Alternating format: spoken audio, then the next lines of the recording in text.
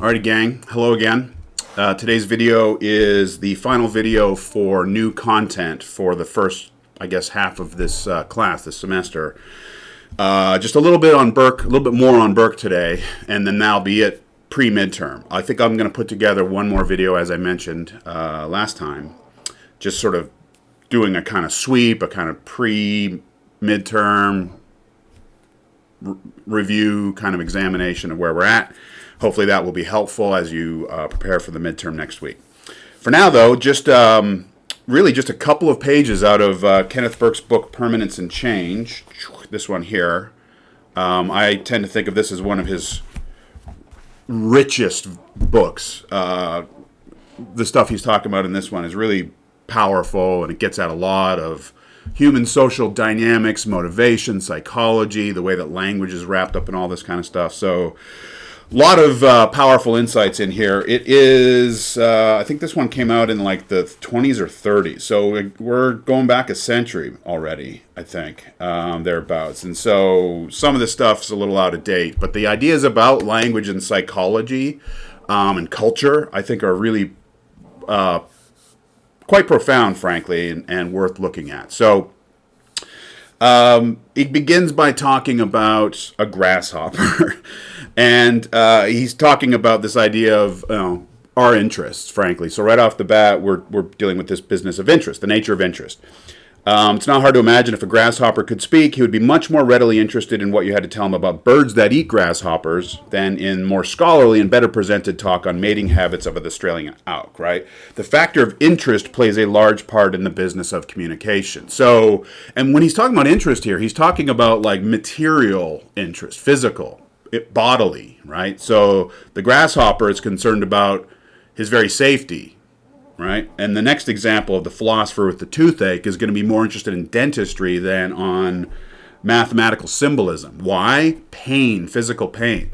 So underneath these examples is a privileging, I guess, of the material conditions, the physical sort of lives that we live, our bodies, think about if you're hungry, right?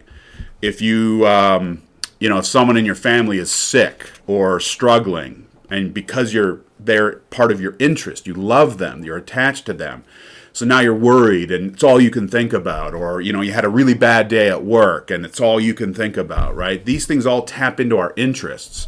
So it makes great sense to say, right, as he does at the end of this paragraph, we interest a man by dealing with his interests.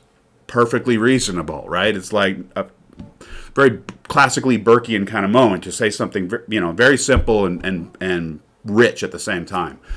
Because sure enough, there's more to it than just like, hey, we have interests and you appeal to my interests and I respond and all's well, right? The next move he makes kind of complicates things and gets at this kind of weirder dimension of interest. To say as much, however, is to realize that the matter is much subtler. Now, he uses some language here that we'll just kind of skip over. Again, 100 years ago, our language has evolved since then. His example makes good sense, but I'll just skip over to the next one. The modern working man still seems to be more interested in society drama and adventure fiction than in proletarian literature, the latter kind being consumed mostly by sympathetic reformers, clerks, and bankers. So the point being, like, if you're an exploited worker, a laborer, a blue collar factory guy, farm person or whatever, you're struggling, you're toiling, you should be very concerned about the conditions of your labor, right? You should be concerned about monopolies, right, and abuses of the financial system, abuses of the legislative system, because that affects you materially. But he's saying a lot of the people who are affected in negative ways by the exploitations of industrial capitalism back then, 100 years ago, were nevertheless more interested in sports or adventure kind of novels or movies or whatever, right? And so the next sort of question here is like, wait a sec. Why would people not be interested in the very things that interest them, right? He talks about war. We should all be very concerned with war, why we go to war, how to prevent ourselves from going to war, if it's a bad war or whatever. But the next point is like, how many of us actually bother to sort of examine that? That affects us. We have families that go off, members of families who go off to serve, and, the federal budget and our standing in the world and cultural kind of implications and all the rest of it. But off we go, right? And so the next point, on number 3 here on the prompt, is that, where is this?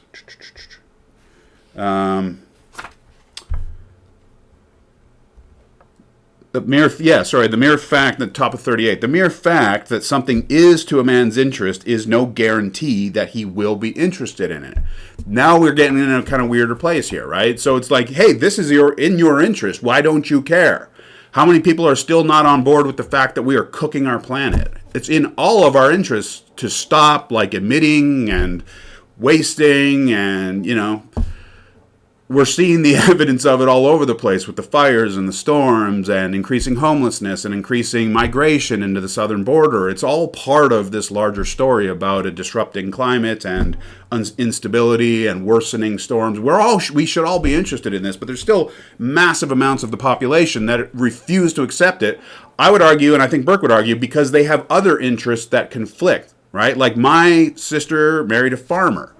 It is against his interests to believe in global warming, because that would require him to radically change how he conducts his business, making it harder, less profitable, right? He's not a bad person. He cares about his family, goes to church, good guy. And I haven't actually talked to them about this issue in a while, but we have had some uncomfortable conversations in the past. It's like, how can you not believe this, man? I mean, it's like, if you believe this over here, scientifically established, why wouldn't you believe this over here? Because your interests are disaligned with that phenomenon, right? And so we still have interests, but you can have conflicting interests, and that leads to very strange situations. Why won't the Trump supporters accept or believe that the election was fairly, legitimately won by Biden? It's not in their interest to. It's in their interest to have a leader who will reject all that Biden stuff and all the other stuff that's happening on the left, right? Doesn't matter about the facts. The interests are differently arrayed, right? And so the power of interest is immense. And Burke's just pointing out that it doesn't always line up as cleanly as we might assume or like. And so that gives rise to this business of occupational psychosis. This is in the middle of 38 here. I believe that John Dewey's concept of occupational psychosis best characterizes this secondary aspect of interest. So the first examples of interest were material, pain, physical, right? Like job stuff, like food. Think about our sort of most basic needs and how we secure those things. Those early examples were all about that kind of economic, material kind of interest, right? But this secondary interest has to do now more with our patterns of thought and our language, right? And he's calling this the secondary aspect of interest, and that's what occupational psychosis is. He says, roughly, the term corresponds to the Marxian doctrine that a society's environment, in the historical sense, is synonymous with the society's methods of production, right? That's the material stuff. That's the economic stuff. Professor Dewey suggests that a tribe's ways of gaining sustenance promote certain specific patterns of thought. That's the key idea here, right? So the way that we go about our business, quite literally, my screen just shook. I hope it's okay. The way we go about our business, but think about that word business broadly. Think about the word occupation broadly, right? You can think about it literally in the sense of my occupation. I'm a professor, so therefore I care about, how much money. Whenever I see tourists streaming into the airport, I get happy. It's like more tourism dollars equals more money for the state equals maybe I'll get a merit pay raise sometime in the next 15 years. It's like, please, please, please, right? So my interests are aligned with tourism. I don't love tourism, but I love what it provides our state, right? And so this idea of the specific patterns of thought being associated with our occupations. Now, you can broaden out occupation, right? Like when you're not at work, you can still be occupied by things. You can care deeply about, whatever habits you might have or whatever side projects you have going on or whatever, right? The things that you care about and involve yourself in and invest yourself in. That word investment's, I think, important as well, right? That's all occupation. And so what we occupy ourselves with, what we are occupied by, is our interests. And the next point is how it is that our thoughts and our patterns of thought reflect and express those occupations and those interests, right? And he gives us an interesting example of a tribe that was, a hunter-gatherer tribe or a hunting tribe in the very bottom of 38. A tribe which lives by the hunt may be expected. So the hunt is the occupation. That's the business. That's the means of production. That's the environmental reality, right? Let's say, may be expected to reveal a corresponding hunt pattern in its marriage rites, a corresponding pattern of thought, of culture, of meaning, of sort of how we think about identity, right? So this idea of corresponding, the occupational psychosis of a marriage ritual that's involved kind of a grabbing and a securing and a going after and this excitement over new, right? So that carries over from hunt to marriage ritual. It seems like a silly example because we don't really talk about tribes like this. But now think about the world that we live in. Think about our occupations and how they carry over into our rituals, the things that we do, the things that we care about, the stories that we like to watch. There's a huge social kind of phenomenon around this business of representation right now. When my grad students come to me and talk about paper topics, usually it's about, I want to look at representations of blank, group, identity, whatever, in blank medium, right? Representations of this or that ethnic group, religious group, sexual or orientation, gender, right? In film, comic books, so on and so on, right? So representations are the kind of the outward surface of our patterns of thought, what our occupational psychosis, he would say. And so there's this really interesting kind of looping thing that's going on here, right? In the sense that our material occupations, our business, is that where our interests are all attached, and our patterns of thought are corresponding to that.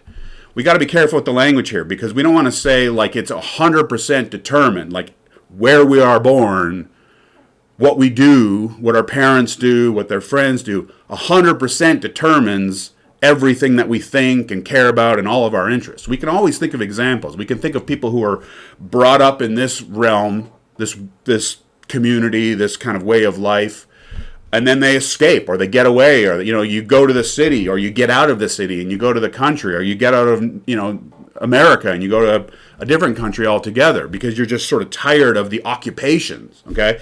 So it's not 100% guaranteed that whatever your occupation is, wherever you find yourself, will absolutely determine your thought patterns and what you care about, but it corresponds, right? And he uses another word here on page 39. He uses analogous.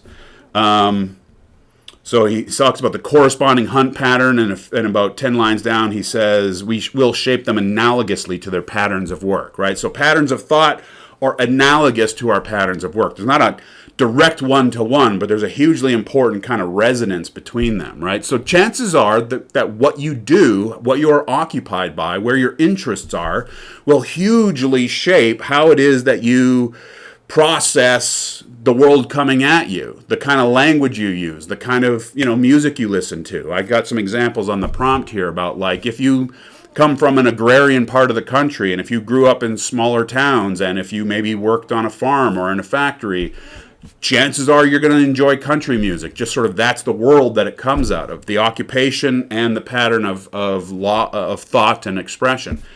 Think about the cities. Think about blues and jazz, right? Where they come from. There's an interesting kind of correspondence between the how you live, how you go about your business, your occupation, and then, of course, what you care about, what you engage with, what comes in, what goes out in terms of speech, in terms of mediation, right? So this is the idea of the occupational psychosis, is this secondary aspect of interest that is about our kind of patterns of thought and expression, right? And so this is where language and thought, the course interest of our class, what we're trying to do here is kind of connect it to our lived reality. There was a term that was pretty popular in the academic world back in the 90s and in the aughts, and it's the business of positionality.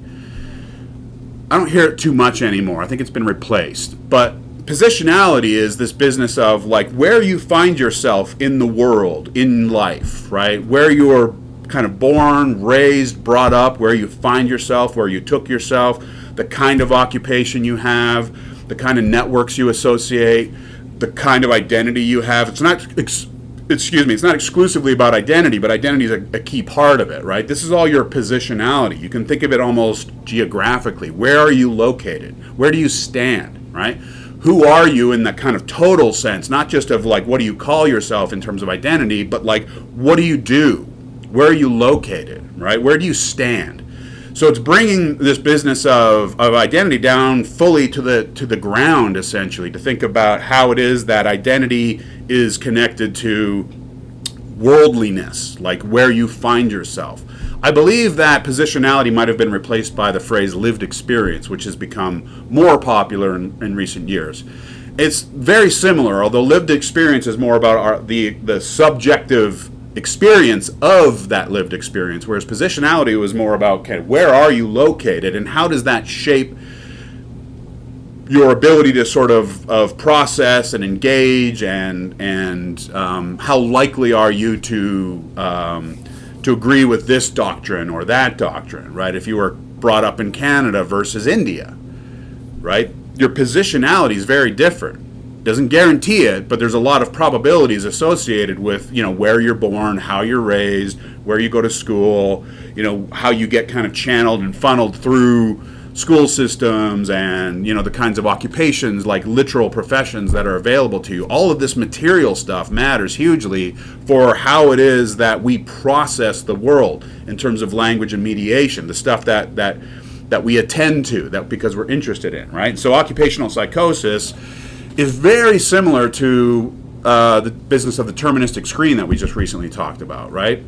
I actually like to think of deterministic screen and occupational psychosis together. It makes good sense to me that you can kind of stack them together, right? Or sort of smash them together. Occupational psychosis is saying, based on how you live, based on your business, your occupations, your interests, you're going to see and filter the world in a certain way, right? It's just it makes sense, because that's where your interests are aligned, right? But then you can also sort of add the deterministic screen on top of that, thinking about the deterministic screen as a kind of motivational complex, based on where you are, based on where you stand, based on your business, your occupation, your interests, you are going to respond to certain terms and not others, right? And Burke gets into this business with his next concept, which I will move into and then try to be done a little quicker here today. He gives some examples, like further examples of psychoses, and I'll just let you read through them. I just want to make sure that we're good on the kind of the basic conceptual framework. We have our interests, our kind of material interests, and then our secondary interests is our patterns of thought and how it is that we process the world, how it's mediated to us, how we mediate it back out, right? And there's an important connection between the two, between our basic interests and our thought patterns. On 40, he gets into superstructure, this kind of Marxian stuff, right? And then he gets into psychotic blends, and so I'll let you go through that. I want to just get to the trained incapacity business, right? It's a very Burkean idea. So, having now talked about occupations and the psychosis of occupations, he wants to further tweak it with this business of trained incapacity. Where is it? 49. Oh, it's way ahead. Yeah, so this is bottom of 48, occupational psychosis as trained incapacity. Now, again, based on your positionality, based on where you find yourself in the world, based on your experiences and your encounters and what you're surrounded by and how you move through the world, all of that is going to shape your psychosis, right, occupationally. Now, the next step is to be thinking about the implications of, because it's kind of like a tunnel vision, very much, again, like the deterministic screen. It kind of funnels and channels both how you engage the world in terms of your own thought, your own speech, your own language, your own expressions, and also how it comes to you, right? You're always your brain is always kind of sorting out the stuff that's not relevant and the stuff that is relevant. Interest is that kind of sorting mechanism, right? All right, so we have our occupational psychosis. Maybe we are more of a socialist psychosis, or maybe we are more of a libertarian, like radically individualistic psychosis. Chances are those psychoses were developed through your positionalities, your experiences in the world, and so on. Now, all good, all well and good, and I think it's pretty accurately sort of portrays how we live, how we exist, how things work.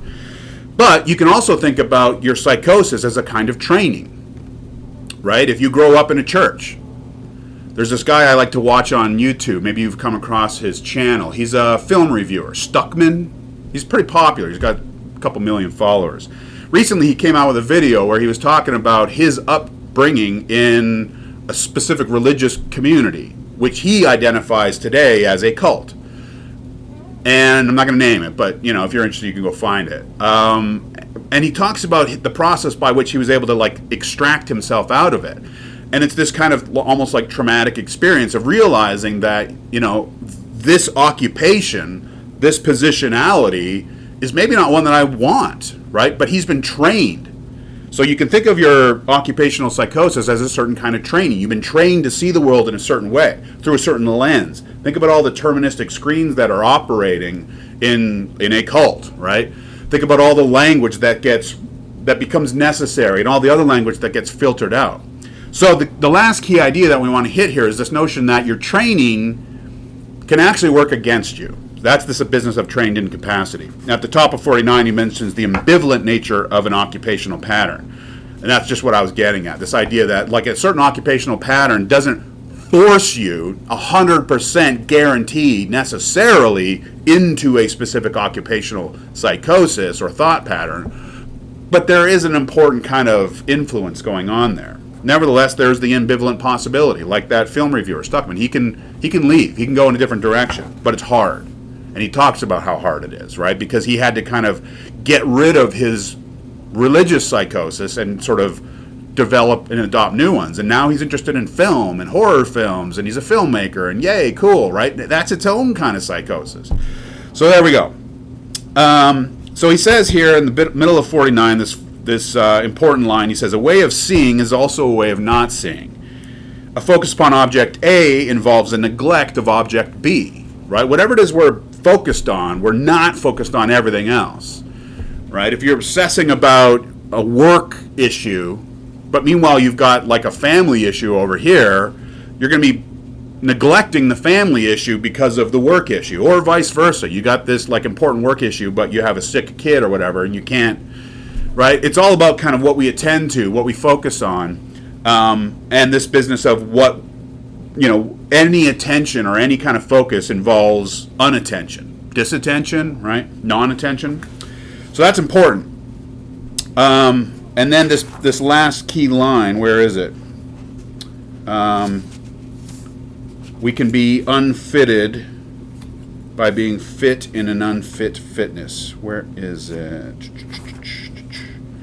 Shoot. I know it's in here somewhere. This idea of trained incapacity is being fit in an unfit fitness, right? And so your training can work against you is the basic idea, right? If you were brought up, if your parents invented a language, why? Who knows? Let's just say your parents had their own language that you learned and spoke in the house. Your training, everything you're doing is learning this strange new language that your parents are kind of requiring you to learn. That's your occupation in your home. You get really good at it, and everyone in the home is communicating freely and efficiently, and it's great. As soon as you step out of the house, you are now incapacitated. So the idea is that your training can work against you. And the line here, which I sadly can't find, I'm sorry, this is a different part of the book, actually, but it's on the prompt. On page 10, he's in a different part talking about a different topic altogether. But the line is, people may be unfitted by being fit in an unfit fitness. I love that line. People may be unfitted by being fit in an unfit fitness. Your fitness, the thing that you work really well at, hard at, that you've gotten really good at, your occupation, can unfit you because it doesn't work in certain circumstances. I'll give one last example and wrap up here. So I like to golf. I haven't done much of it lately, but I used to golf a fair bit. And I remember I was golfing with a buddy in Vegas, probably 5, 6, 7 years ago. We were at a course and we were finished up and we were heading to the parking lot. And there was this big dude standing on the practice tee hitting balls, huge, right? And my buddy, who knows a lot about sports, keeps up. He's like, "Hey, that's Jose Canseco." I think that's Jose Canseco, the baseball home run hitter. I think he was in trouble for doing steroids. But I looked over, and sure enough, this huge guy, clearly like a professional athlete, is like has this golf club, and he's swinging it, and I never like saw such a monstrous swing. Right? He's just like, rah! And it kind of hit me that like here we have a professional baseball player. His training is all about like this kind of a swing. You've got a baseball coming in, right? He's so good at that training that it's a fitness, right? This is a fitness. He's so fit at hitting the baseball that he's actually unfitted to play golf, which requires a different kind of swing, a very almost opposite kind of swing. It's sort of down and it's broad and it's a little bit slower. And I'm looking over and I'm like, there's a guy who's unfitted at golf, at the fitness of golf, because of his other fitness, his baseball fitness. So that's the idea here. And so sort of bring it all together. Your occupational psychosis comes from your, let's call it training. Let's call it your occupational training. What you do, what you spend your time doing, where your interests are all attached, what you care about, right? All of that stuff that's so much a part of you, your life, your experience. Your occupational and your psychosis, your kind of way of viewing the world and processing the world is sort of attached to that, right?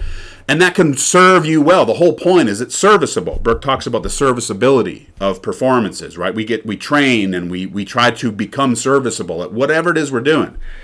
But and that's good, and that creates useful, active, productive citizens and so on. But we get really, really good at one thing, and then we can be unfitted at another thing. It's an easy example in sports, but think about cultural knowledge, cultural training. Think about political knowledge and political training, right? We are brought up to think a certain way, to believe a certain way, to talk a certain way. That can really undo us in other contexts, you know? Maybe we're more inclined towards socialism because we grew up in a loving, generous family where everyone contributed and it just sort of makes good sense, and we go into another context where everyone's like individualistic and doing their own thing, and it's a little more cutthroat, and it's like you just don't have the vocabulary, you don't have the kind of the mental architecture to deal with that. So you're unfitted in a different context, right? So the whole idea here is that language as both part of our thoughts and what we engage with and what brings the world to us and what brings us to the world is hugely shaped by our occupation, our positionality, our interests. Those things are connected to how we live, right? Our ways of gaining sustenance, our ways of moving through the world in a very kind of physical, literal sense. And they're connected, and that's all well and good because it helps us be efficient and productive and so on. But it can also upend us in other contexts, in other situations where we don't have the training, we don't have the right psychosis, or we're not operating with the same deterministic screens, right? So the point is that language is connected to positionality, meaning is connected to positionality, and the kind of larger point in the context of our general semantics learning is that, language shapes, right? And is shaped by things that don't have to do with facts and objective reality. They have to do with who we are, where we live and how we live, and what our concerns are, what our investments are, what our interests are, what our attachments are, right? These things so often will negate any kind of reasoned argument or whatever. So when you find yourself saying like, why did they believe that? Why won't they accept this or that? Or other people say that about you. It's like, what are you doing? Why won't you get vaccinated? What is going on here?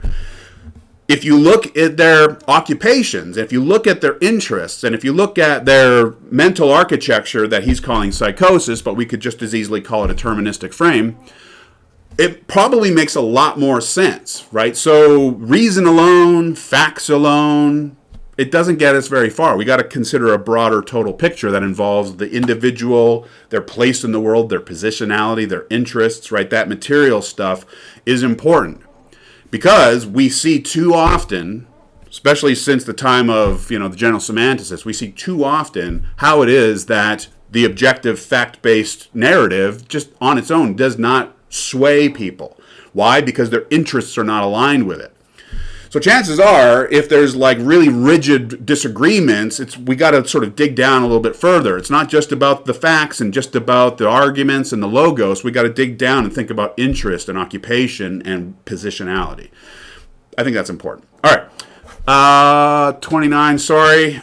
This is just, these ideas are so rich. So I'll wrap up there, and one more before the midterm, and hope all's well.